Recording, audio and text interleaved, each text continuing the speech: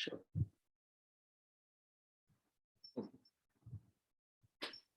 Okay. So, good evening, everybody. Welcome to Fuller Lives. On my show today, I have Anurag Shukla. So, Anurag Shukla has done multiple hats. He was working with industry. He was a journalist. Then he is an educationist, and presently he's a doctoral student at Indian Institute of Management, Ahmedabad, IIM A. So, Anurag, could you quickly tell us about your profile, about your academic background, because that is going to be helpful to our audience. Anurag, over to you. Sure. Yeah, and thank you so much for calling me on this platform. And it would be my pleasure to talk about my journey from from a graduate student at Allahabad University to a researcher at IIM Ahmedabad. And it has been a long journey and a journey full of many learnings, ups and downs. So it all started with kind of so I had done my 10+2 in physics, chemistry, mathematics, like everyone does. Like in Uttar Pradesh, you are actually pressurized to do uh, just take these subjects because these subjects have future ahead. So I did my 10+2 from science stream, and I did really well. And actually, I had distinction in all three subjects. And after that, I had this option of like choosing my career, where to go. And in my family, there was this, and there was no pressure as such in my family. My father was pretty okay. He was telling me that whatever you want to do after your 10+2, it's up to you. It's just that you should be doing it with your full commitment. Then so I also appeared for many engineering exams. I cracked them and I enrolled in an engineering college. I don't want to name that engineering college. It is like one of the top engineering colleges in India, but somehow I did not like it. Like engineering, for me it felt like engineering was pulling me down, and I did not enjoy doing it. Then I came back home, and it was a very depressing time. Like you have been a really good student throughout, and then you kind of people around you are considering you a failure because you are not doing anything. Like you have come back even after doing really well in entrance examination. I came back home, stayed in home for 1 or 2 months. Then my father said that you don't have to worry about that. So there are many stages still left, so you can apply for these programs. So in those days, so at that time only few universities had left like for their entrance exams. So I appeared for entrance exam for Allahabad University, and then I thought, and I was completely sure that I don't want to go into either science stream or in engineering stream. I want to explore because I was really good at like political science, history, general knowledge. I want to do well there, and I did really well at entrance examination. And so I studied history, political science, and English literature as my subjects at Allahabad University. And that experience was really good. So actually, I really enjoyed reading those subjects. I did really well. And and when I was in the third year of my graduation, I appeared for entrance examination for JNU, Jawaharlal Nehru University, because I just wanted to continue with my studies in political science or history, and at the same time explore broader opportunities in a place like Delhi. Because at the same time I was also thinking that I should be going for preparing for civil services, because when you have these subjects as your subject, as your like in your studies, you also feel like okay, go for civil services. So I appeared for these exams, and thankfully I I was admitted to JNU, and also international relations, and also to IMC, Institute of Mass Communication.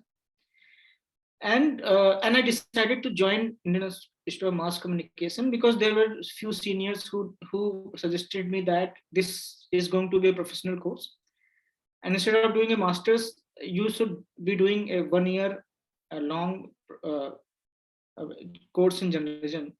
And the IMC is one of the best institutes in India when it comes to journalism. And actually, I topped entrance exams.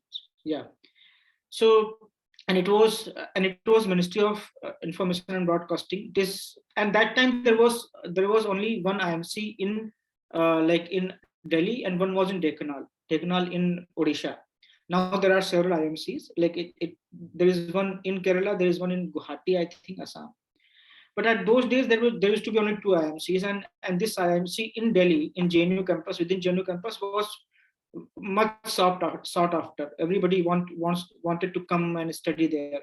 So I was kind of lucky enough to get into that place, and those, like, 1 year was like eye opening for me. Somebody who is coming from a very small town to a city like Delhi, so it opened the world for me. So for example, beginning of the semester we had session by Nandita Das and many journalists who I used to watch on television. They used to come and teach me in classrooms. These interactions, daily interactions, and also I used to visit places in Delhi, and also many things.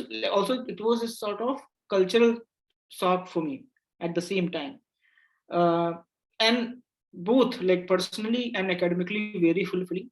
Uh, so I went kind of into a relationship there, and that was also very beautiful moment at those time. It did not last, but anyway, I really enjoyed being in that space. Learned a lot from there also, and and generally this course, journalism course, ends around April May, uh, and at that time, business standard was expanding.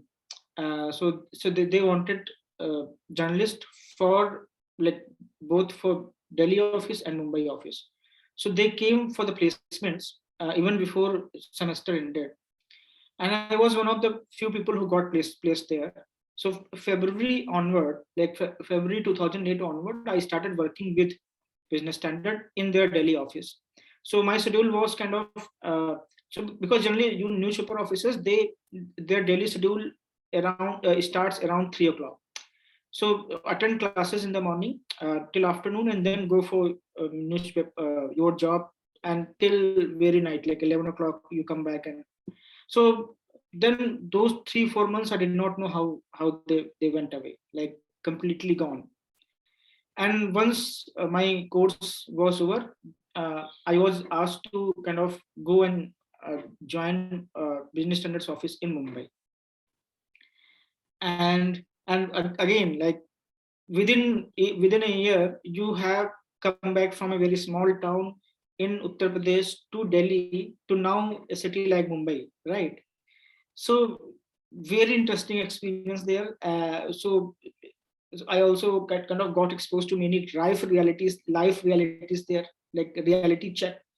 So four of us, we had to kind of take a flat on rent in Santa Cruz. Our office was in Worli, and we took a flat on rent in Santa Cruz, near that bridge, uh, Vakola Bridge, right? Yeah, Vakola Bridge. And like, we were four people, and we kept insisting that so there were many these brokers who were kind of, you have to pay pagdi, है ना, security money before we going to go give you any kind of place. And for us, like, kind of, we had just come out of higher education institutions. Even though we were earning, to manage 1 lakh rupee was very difficult. So I had to call Challenging. back home. And, yeah. So, but anyway, so our room rent was for 12,000 per month, and we paid 1 lakh rupees as security money. And even there, like, 7 months I was in Mumbai, traveling daily from Santa Cruz to Worli. And generally, the Western Railway is very busy on, like, morning. Yeah, But if you yeah. leave around 3 o'clock, it is much more, like, cooler It's better. than, It's better. right? Yeah. Yeah, yeah. And so visiting, so my place was in, like, my office was in Worli. So what we used to do, after my office gets over, so 11 o'clock, 10:30, and very interesting, like, topics I explored there. So Mumbai being a city of stocks, a stock exchange, banking, and etc., I was given a position of kind of covering banking and insurance. So I used to go and cover quarterly results of banks. And I also used to handle a page called Smart Investors. It's a page on like it is still continuing in Business Standard, and on a kind of weekly basis, analyzing a stock and how that stock is going to perform in coming months. So all of that was very new to me, but very interesting at the same time. And after our shifts used to get over, I used to, with one of my friends, we used to just go and sit either at the Worli Sea Face or at Marine Drive, and then take a last local from Marine Drive to again coming back to Santa Cruz. So we kind of experience this Mumbai life also. Mumbai all the time. For a brief period, you were a Mumbaiker, at least for a few months. Yeah, I was. Yes. I was a Mumbai. You have a Mumbai connection, so I can really Yeah, understand. so This Marine Drive, Santa Cruz's, this comes under comes in Western Line, and these are very interesting places for people who want to visit Mumbai for the very at the beginning. So yes, Anurag, let us talk about your you pursue masters in development at Azim Premji University in Bangalore. So from journalism to master's program at Azim Premji. So could you just throw light about that area of your academic career? yeah, sure. So actually, after after spending 7 months in Business Standard, I got an offer from Times of India in Delhi, and I also wanted to actually that time I also wanted to come back to Delhi because my girlfriend was in Delhi, right? So you wanted to, even though that did not last after I came back to Delhi, but anyway, when I was in Mumbai, I just wanted to go back to Delhi. Uh, Even though I was really enjoying, and my friend actually stayed back, but I came back to Delhi. So I was working with Times of India, and in Times of India, I started realizing that journalism is not a field meant for me, because especially in a place like Times of India, so there were these brand managers who used to decide what is going to be published on pages of Times of India. Okay. And on a page, on a like typical page, you used to be given a space. For example, the space of advertisement has already been decided, and there are these left out spaces. For that, you can design a story or news story or whatever. And like, for example, news had become a product. It was not just about like Times of India. Across newspapers, across uh, like even in broadcasting network, everywhere news had become a product, and these companies, they wanted to get profit out of it. And also in those days, I used to cover social sector education a lot, and also read a lot. I have been fond of reading from very like early stages. So I used to read a lot, and so I thought of why should not I go into exploring social sector? And I used to be like kind of very uh, what should I say, kind of a fan of people like Medha Patekar and other these like social sector activists, social activists who used to kind of, I used to always read about them in newspapers, in magazines, and the kind of work they were doing. So I thought I should also kind of explore this area because I'm really interested in it, and also something I wanted to explore more intellectually, like more thoroughly than just writing a news story on it, very superficially. So then in those like after working for almost 4 years at Times of India, I said that no, not anymore. I just want to leave this place. So I applied for TISS, and I applied for, and it was like Ajim Premji University had just come up, and it was one of their first batch, which was to come up in 2011. So I applied for both of these places, and I got in TISS in Ajim Premji University. But the good thing which I actually found out about Ajim Premji University was the kind of faculty members they had. Also, at the same time, Ajim Premji University people, they said that we are also going to give you full scholarship. You don't have to pay anything, and on the top of it, we also going to give you a stipend. So as a person who was kind of earning a kind of good salary for almost 5 years, this was a good deal. Yeah. And also there was an interesting mix of people from places like Oxford, Cambridge, uh, all of these places, and people from very grassroots. at Ajim University. So that was also something which really got interested me into. So that you kind of learn from both of these theoretical people who are like more of, they have academic bend of mind, and there are people who have practical knowledge, like grassroots knowledge of field. So that's how I got into Ajim University, and I spent 1 or 2 years in Bangalore. So from Okay. Delhi to Mumbai to Bangalore. So story of three cities, we can call it. So from Yeah, story of three cities. So, Anurag, I was just going through your profile, and I think later on you decided to pursue Master of Philosophy in Education from Delhi University.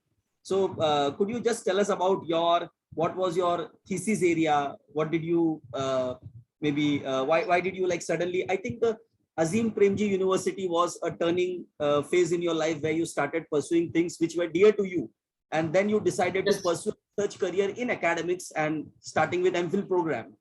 So yes, just yes. on your MPhil area. Yeah.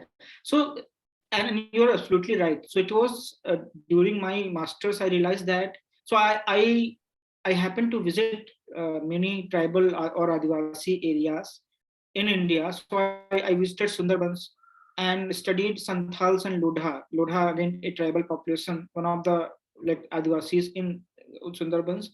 I stayed there for 15 days, and I kind of like I was always kind of surprised why is there so much backwardness among Adivasi groups or tribal groups across India. I also visited a place near like in Pune district, Rajguru Nagar Taluk in Pune district, and and there I studied three tribal groups like Katkaris, Mahadev Kolis, and Thakars. And now I also visited a few tribal groups in Tamil Nadu, in Karnataka, and several other places. And this was kind of a kind of growing understanding that first there can't be any like single understanding of how these tribals live their life, because their lives are very contextual, located in the socioeconomic reality of that particular state or particular that region. And after passing out from Ajim Premji University, I worked for almost 1 year with Ajim Premji Foundation in Uttarakhand, like in hill areas, in Almora, these places. Even there, I was kind of exposed to two tribal groups who had kind of in medieval period when invasions were happening. Some Rajputs had to leave Rajputana, and they had to kind of shelter themselves in the those days it used to be forest in forested areas of Uttarakhand. So in like from 16th centuries to 18th century, their lifestyle became as equal to a tribal living in forest areas, even though they were not originally Adivasis or tribal, which we call tribals. So all of this kind of pushed me into kind of uh, thinking more about how tribal issues are explored in India, and these tribal so-called tribal tragedies, Ramchand Guha says tribal tragedies. So and how these Adivasi groups, tribal groups, are generally perceived either as a savages or as like emotional fools, like they're not civilized. So all of these perceptions I wanted to again explore them very closely. So then I decided to take admission in MPhil program at Delhi University. And when I uh, took this decision, I was not sure that what I'm going to do with this. But very interestingly, even there, I happened to work with a professor, Professor Sadhna Saxena, and she was also really interested in this, like especially education of tribal children. And while doing that, for field work, I stayed in Jharkhand for 1 year, looking at some of these really backward tribal population in Jharkhand across districts like Gumla, Giridih, Latehar, Khoti, all of these districts. So I stayed there with tribal groups. And at the same time, I was also working or leading a program of Pratham. Pratham, you must have heard of, an Yeah, NGO. NGO, leading NGO. Yeah, Yeah. yeah. So they used to run a program called Learn Out of the Box program, funded by Vodafone. So I was the state leader, like a state lead for that program. So at the same time, also doing my MPhil there. So I did my MPhil and the job with UNICEF and Pratham at the same time. And once that was over and my MPhil was over, for 3 months I worked with a kind of policy think tank called Center for Advocacy and Research. And then I thought, no, I have to kind of go for. And by that time, I had cleared JRF in sociology. So and when you clear JRF, you have 2 years time to enroll yourself into some PhD program.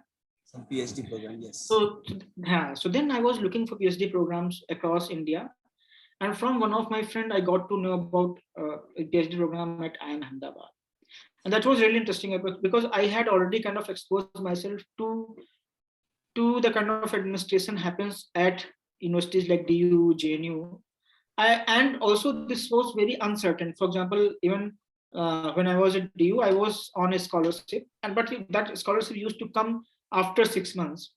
And when that was very kind of uncertain, and you have to kind of fill up so many forms. You have to submit 3 months report and all of that. And I really hated doing that. So I thought, maybe I'm not going to go. So either I would go for a PhD program abroad, or some really good place in India. So I had kind of listed down few places like I'm Ahmedabad, I'm Calcutta, Indian Institute of Advanced Studies in Bangalore, like it is with Tata Institute of Fundamental Research, IISc campus.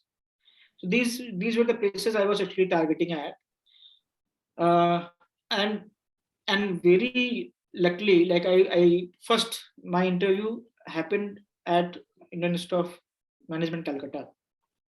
So, and by that time, like very interesting. So I had somehow became an activist. I had come into an avatar of activist. So even for these interviews, I appeared in kurta kurta and jeans.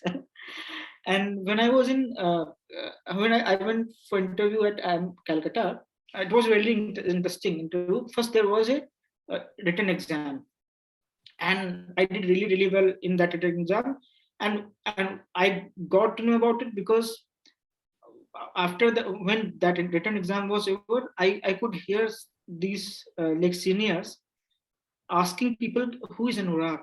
That guy has done really well in written exams. Somebody also came to me that, and this was something which was kind of very interesting to me. And then they called me for an interview. Like I was in the campus only, and I cleared that.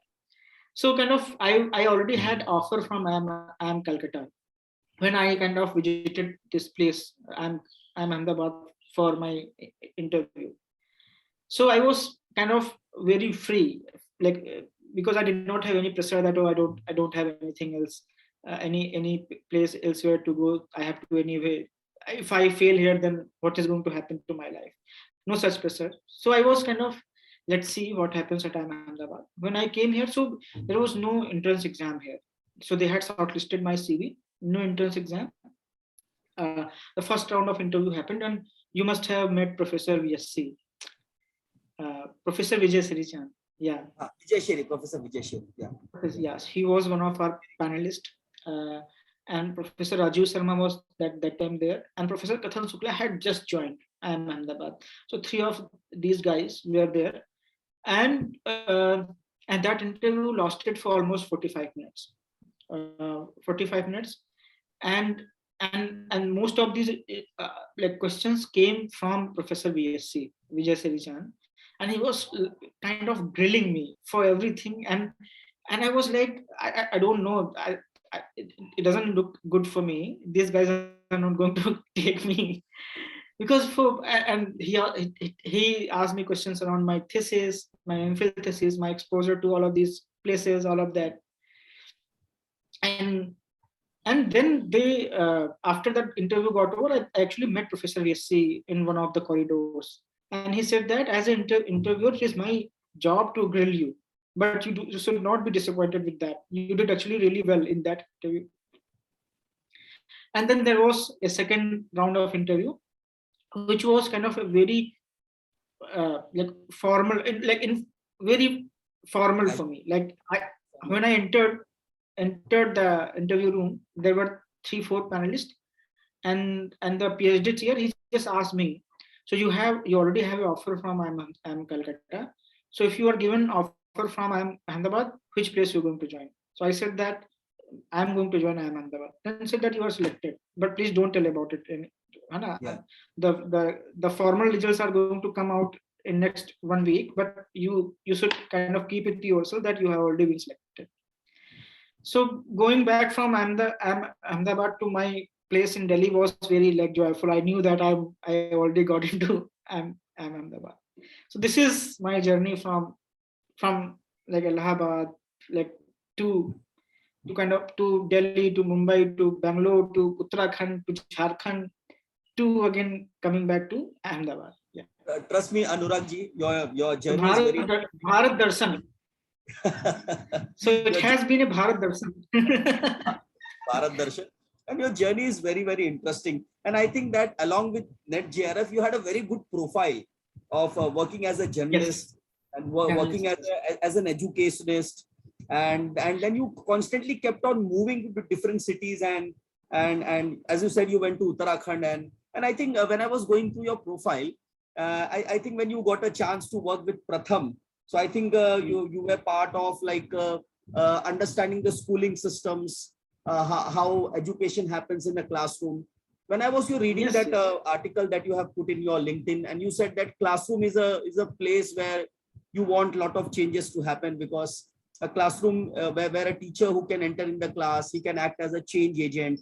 So very interesting thing you had written about education. So when I went through all your writings, it really touched me, and it really made me think that yes, a teacher is a change agent, and a classroom has to be very, very innovative. That in Yes. your yeah.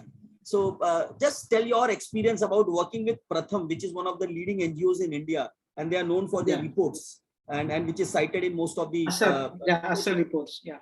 so Yeah. just tell us about So your work very interesting. experience. Yeah. Yeah, both at Ajim Premji University, Ajim Premji Foundation, and at Pratham, I was always fond of visiting classrooms. So I always believed that the real change has to come from within the classroom and from the teacher. So teacher is the kind of catalyst for change. So you can change everything around teacher, and if the teacher is not willing to implement that, nothing is going to happen, right?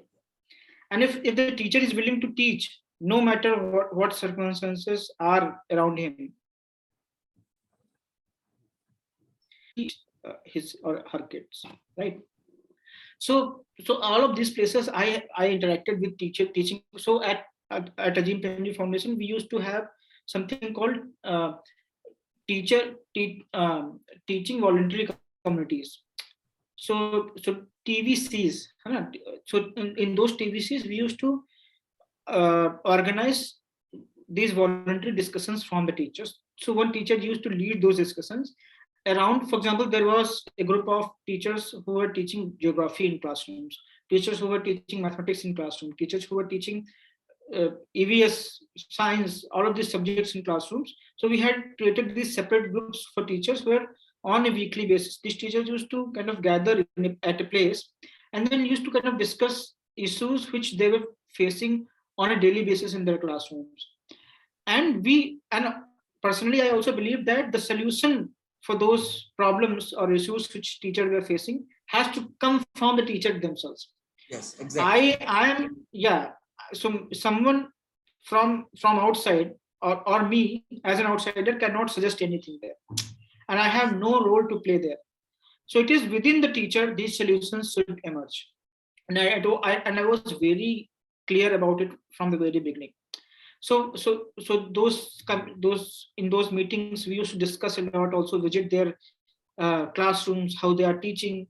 For 2 months I worked with the teacher, kind of also teaching at the same time. And when I was teaching, I also realized that it is a really difficult job to teach.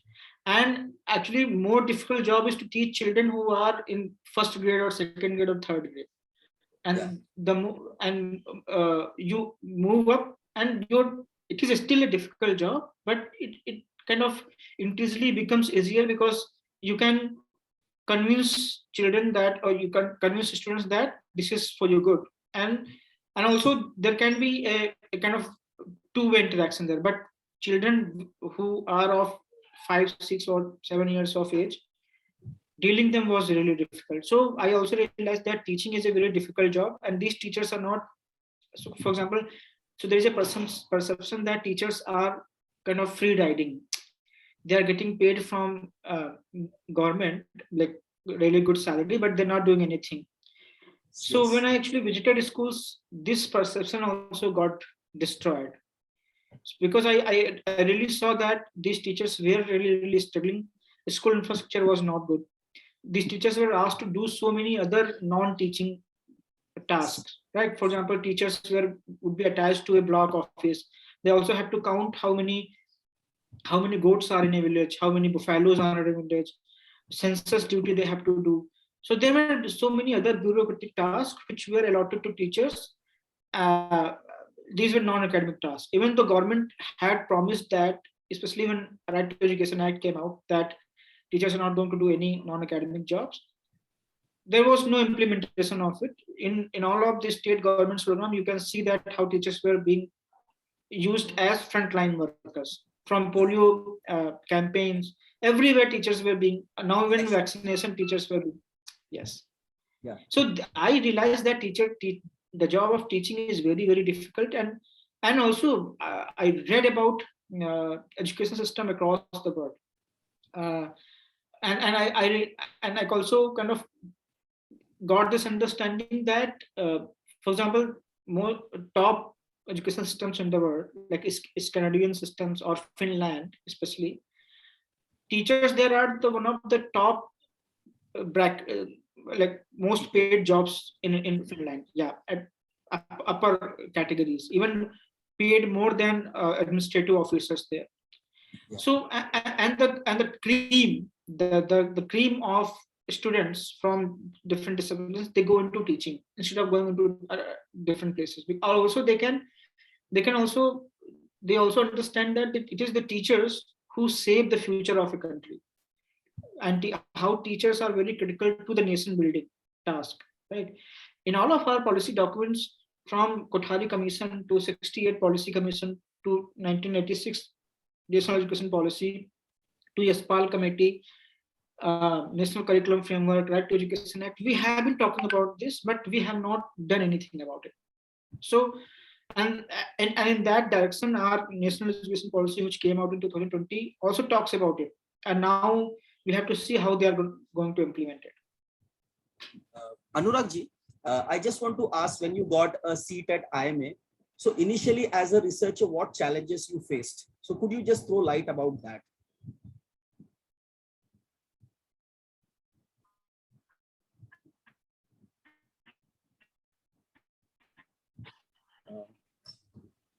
Asked to, so it is called coursework, right?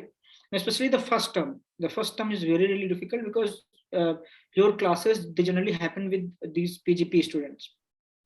Uh, and the logic of education in PGP and in PhD are completely different, right? In PhDs you are much more relaxed. You are, there is no so much pressure of assessments, evaluation, all of that. But in PGP course there is cutthroat competition, and because there's always this race to become toppers at Ahmedabad, gaining more and more CV points. So there's different direction altogether for PGPs, and kind of different direction altogether for PhD students. So this mismatch makes us struggle a lot, especially in PGP programs. And that also happened with me and with other PhD students also. So for example, I was also enrolled for, so we had to compulsorily do courses in microeconomics, in quantitative methods, for example, in calculus, statistics, and also in psychology. So psychology was still really easy for me, no problem. I had studied psychology. Microeconomics, theoretical part was really good for me, but mathematics I did really bad. And quantitative mathematics was again QM1 was like I was not able to understand anything. It was just like bouncers. So I'm a calendars and some the great fast bowlers are bowling at me, and all the bouncers are kind of going over my head. So then I So, was just praying that God, somehow I have to pass this. So and finally, like I got B grades, which is not bad at IIM Ahmedabad, but it was a struggle for quantitative methods. But after first term was over, we had more of PhD courses, more theoretical courses, which I really enjoyed doing that. But at the same time, at IIM Ahmedabad, you are exposed to both of these, which you can say that ontologies and epistemologies. So there's also this you should have, so they also kind of, even if you want to do your PhD in purely qualitative methods, they will anyway ask you to kind of expose yourself or make yourself familiar with quantitative methods, because if somebody publishes a paper in for example in economics of education, you're able to understand it, from the methods and from the and make an argument about it, make a comment on it, right? So even though I did not really enjoy doing quantitative courses, I had to anyway do that, and I also could see a value in it. Especially why should I be doing those courses? So course work was over, and at the same time, and I have been in this aspect been really lucky to work with Professor Vijay Sericharan from the very beginning.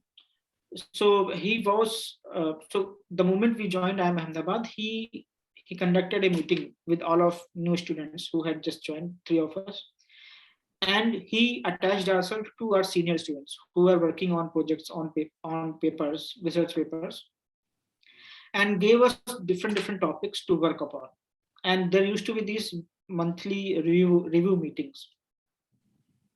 And also we were working extensively with government of Gujarat on their technology program. So government of Gujarat had launched technology in 1600 classrooms in across Gujarat. So we were also we were tasked with doing evaluation for that program. And also there was this program called Pragna, early childhood education program, activity based learning program in Gujarat. So, and also there were several other interventions on which we were working extensively with government of Gujarat. So really interesting. So even you are doing PhD at IIM Ahmedabad, you're also exposed to the field work. So I visited places in Rajkot, many places in West, North Gujarat, West Gujarat, East Gujarat, in Saurashtra, all of these places visited for my field work. Uh, and because of this work, I could publish papers uh, at the same time. So the kind of, when I'm going to move out of this place, I'm going to have 4 or 5 papers in my hand, and which is considered good, right? So my paper has been published in so Google has ranked that journal as one of the top 10 journals when it comes to a tech space. One paper has been published at London School of Education. Yeah, London Review of Education. Yeah, my one of my chapter has just been published with Routledge publication. One paper is in review; it is going to be published soon. So I have now kind of a stream of papers coming out, and at the same time I have been kind of in touch with different people working on different projects, being really active on social media, especially on Twitter, sharing my thoughts. So I have also built a community around me, because I know that more than you doing your things personally, it also matters that you also talk about it. People, others should also know that what are you doing, and even if one person gets influenced, that's enough, right? And and, and actually for my thesis, so initially our plan was to like both of us, Professor VSC and me, we were thinking that we would do something around early childhood education, and we had already collected 2 rounds of data, and the third round data collection was in plan, and then the COVID happened. So school got closed, and the government decided to kind of shift all of their funding from education to COVID uh, COVID work. Then for 3 4 months I did not have any idea, but I was always interested in exploring tech sector, because since 2012 11 12 there has been a increasing interest around tech space, and they keep talking about how tech is going to revolutionize education, disrupt education, all of these keywords they keep using it. So I just wanted to study this as a discourse. So what is this edtech discourse all about, and how edtech discourse enters education policy making?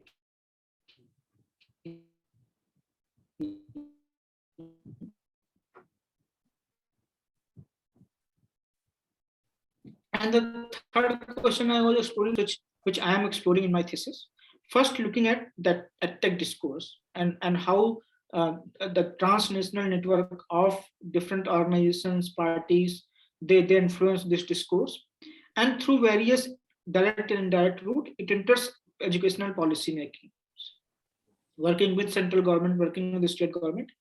And the third question is how this reimagines or reconstitutes the role of teachers within classrooms.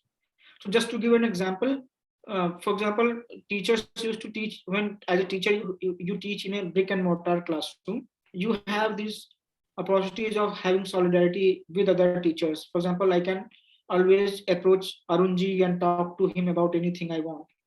But when you teach for a platform, when you teach for YouTube, for example, then you have to take care of everything. So Foucault, he uses a really interesting term called entrepreneur for the self.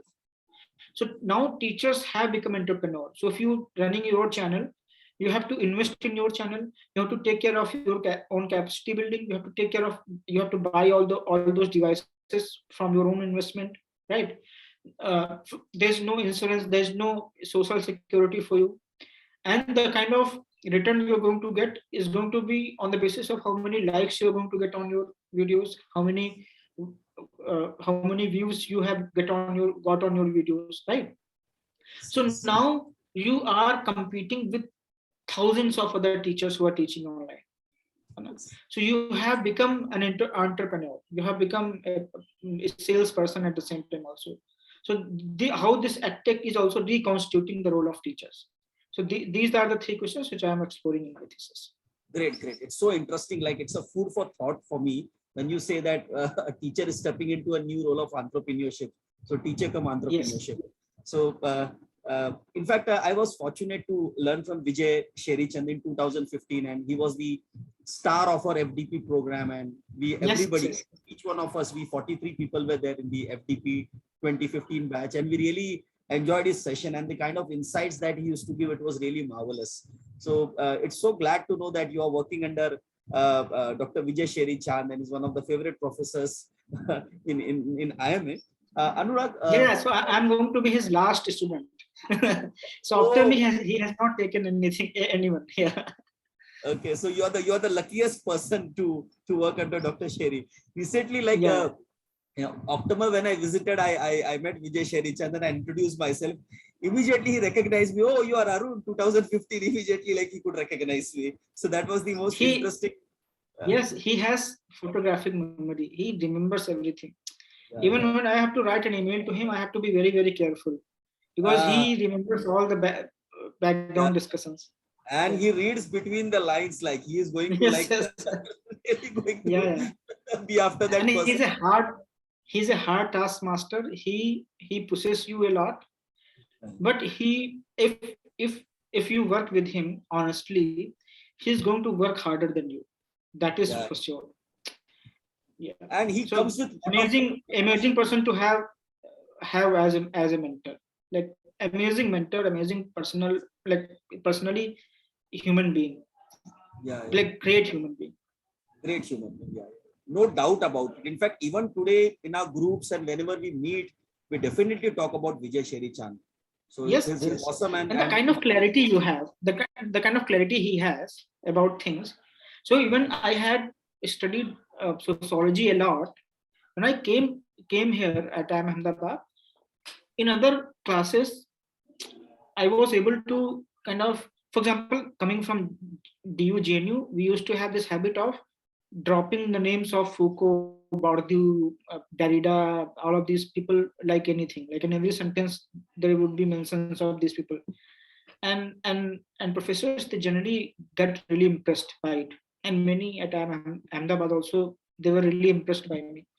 But when I used to do the same thing in Professor Seri's classes, he used to see through me, right? He used to say that, Anurag, instead of giving me this gyan, instead of taking these so many names, explain this to me in 3 sentences. And yes. that used to be really, really difficult for me. So yeah, so his clarity on things and his way of seeing through all of these things is amazing. Like this skill is amazing. Conceptually, he is very sound, I would say. Conceptually, Very is very sound. sound. Nobody can catch his hand in it. And Yes, if he yes. wants to make a point, he's going to make it very effectively. And he has a very good sense of humor. This is what I would say. Yes, yes, yes, yes. And I'm the victim of it most of the times because he always picks me up on rag as a case study. But anyway, it has been like amazing experience to work with him.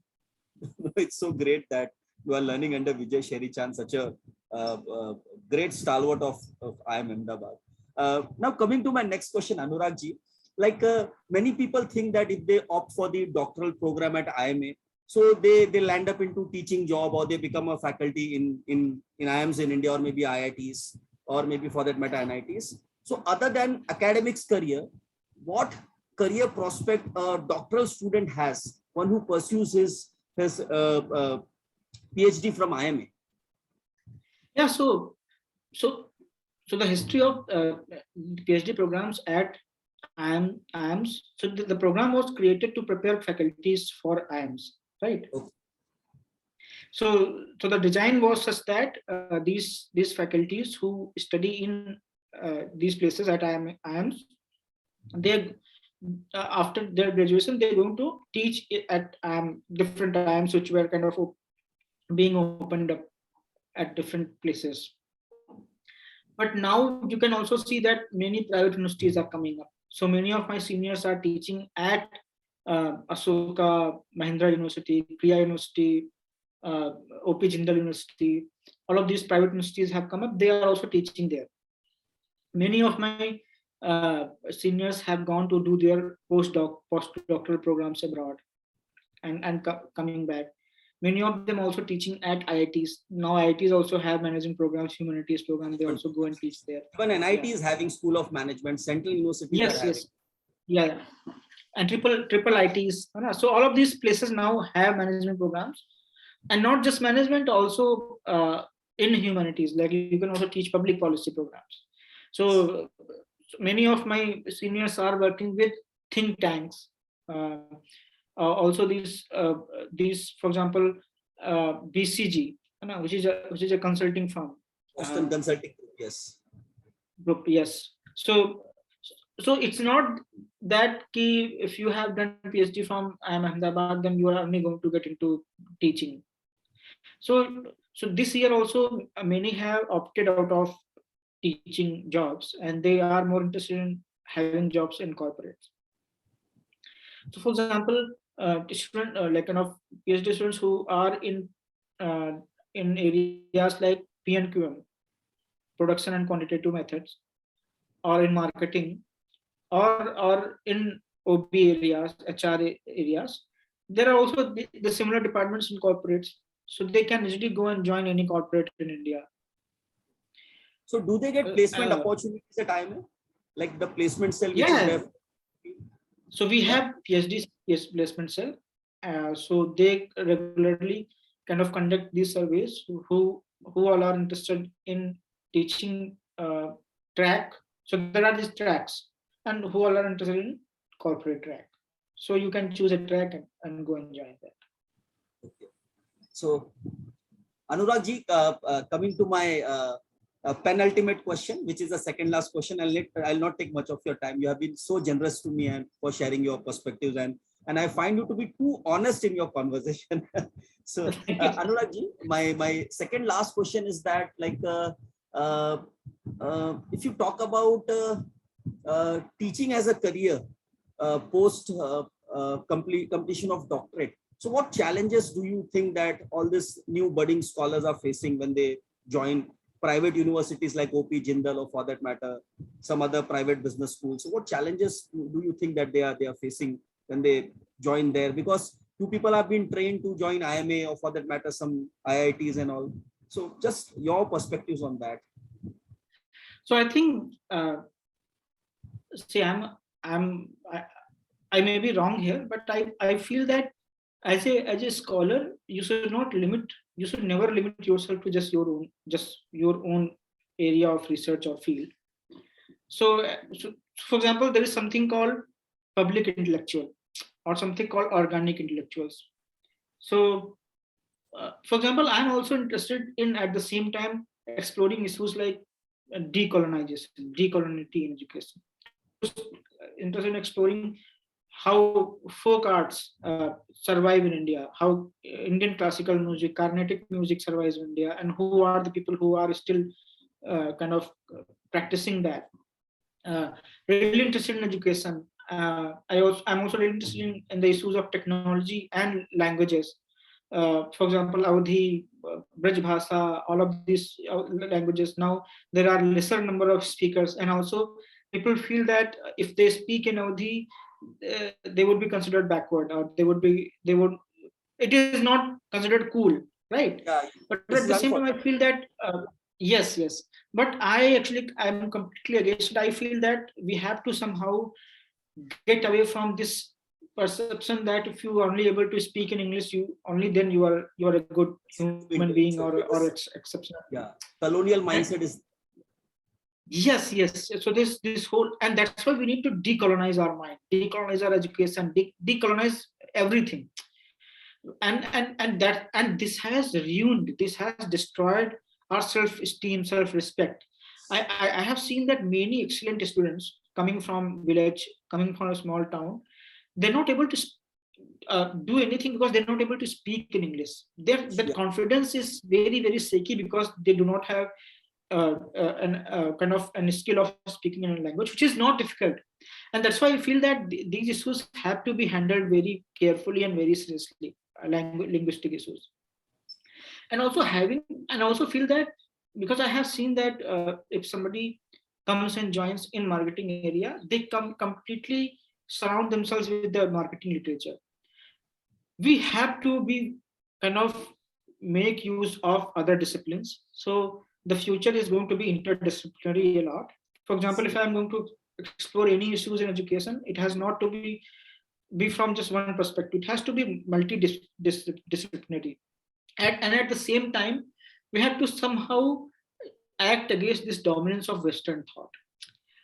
And because most of the times these theories, these thoughts are not relevant to our context, our realities. yes, yes, i I agree. may I may feel very proud when I use Foucault, Bourdieu, Giroux, Camus, and all of French sociologists, and even Parsons and others in US. They're not going to make any sense to an Indian reality. We also have to make use of Indic thoughts and mixing them with the Western understanding and Indic understanding. For example, why don't we use thoughts by Swami Vivekananda, Arvindo, and other people who have written about Indian society, and even Indian sociologists who are often ignored, Aman Srinivas. Why don't we take inspiration from him, or Madan, Andre Bete? There are so many other Indian sociologists who have also written on it. So there should be a balance of like Western and Indian thought, and also as an intellectual art, it is our responsibility to be very, very open, and also not to at any time have this false sense of pride that I have known so much. Have to be really, really grounded, and also do not cut off yourself from the field. So it is really easy to get trapped in this feeling of armchair intellectual. I'm sitting in a university in a cozy classroom cabin. There's a AC, and my word then is limited to that cabin itself. So in future, my attempt would be to also run an organization at the same time, field organization, so that I am always in contact, which I have already started. I have not mentioned in that CV, but my organization has already completed 2 years, and we have been kind of reached out to 5,000 women in tribal areas of Rajasthan and Jharkhand, and we are working in areas of menstruation, public health, all of these places. So not to lost the touch with the grassroots, with the field, and having mix of both Western and Eastern thoughts, and at the same time being open to experiences, new experiences. Thank you, Anurag, for this wonderful view.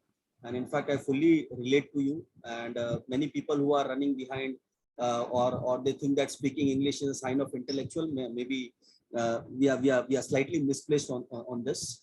And I appreciate your thoughts on this, the amalgamation of Indian and Indic and Western thought. Anurag, my last question to you would be like, what message you would like to give budding research scholars in the age where people are running behind doctorate or for that matter just to prefix their name and all. Unfortunately, that has taken a lot of importance. Yes, Now yes. people are doing PhD just to prefix their name by doctorate or maybe some other thing. What will be your message to the research community or to the budding research scholars? Yeah, so my only message would be that please do not go for PhD if you just want to add doctor against your name, because this is not going to benefit you, and this is also not going to benefit the society. So you may feel this false pride of having a doctorate against your name, but that is not going to help you. So you will always have this feeling of imposter, you, because you have not deeply studied a topic, and that doctorate is not out of a very deliberate concerted effort you have made in the field and came out with something really interesting. It is just that because you wanted it, and now many people are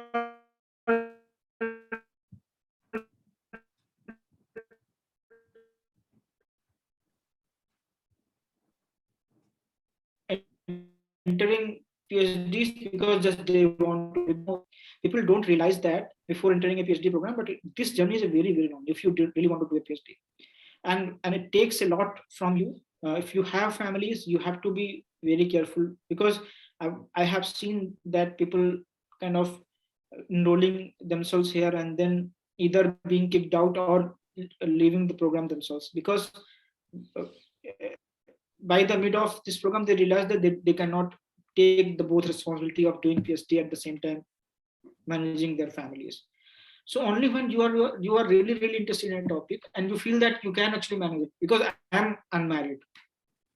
So so I have this freedom of, for example, I do not have any other responsibilities, and my family is well off, so nothing matters for me, so I can invest all of my energies here. But I have seen that uh, kind of my batchmates or my seniors who had also family responsibilities, they struggle a lot. And don't do PhD for the sake of doing PhD. PhD is not a graduation course. It's not graduation. It's PhD is when you are, for example, if you just look at the average age of doing PhD abroad and doing PhD in India.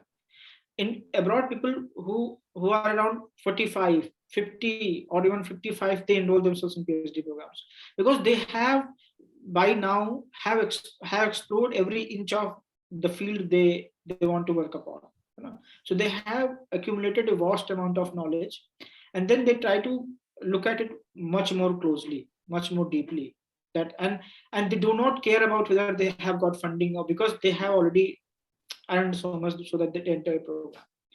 But in case of India, now अच्छा masters कर लिया तो चलो अच्छा PhD कर लेते हैं, because entrance की तैयारी भी कर लेंगे साथ में. So this kind of thinking.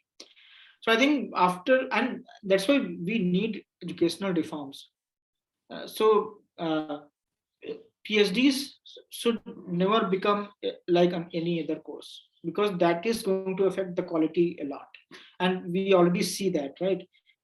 Leaving, if you just leave few places in India, in other places PhDs are, I don't know how they even complete their PhDs. Even a place like Delhi University, many of those PhD scholars, they do not have any engagement with the field. They do not have a really serious interest in that. So we all need to think about it. So thank you, Anurag ji, for this wonderful interaction, and you touched upon almost all the areas which are essential for a budding research scholars. And I'm sure the thought process that you have shared, it is really going to help a lot. And I wish you all the very best for your journey. And Thank you, Arun. also, I thank you from the bottom of my heart for sharing your valuable time. I know the time of research scholar, and you spared almost more than an hour for with me. And I really thank you for the same and wish you very best for your future endeavors. Thank you, Anurag ji. It was Thank pleasure you, to. Arun. It was my pleasure, and to come here and express my thoughts, and happy to interact with you anytime. Thank you so much. Same.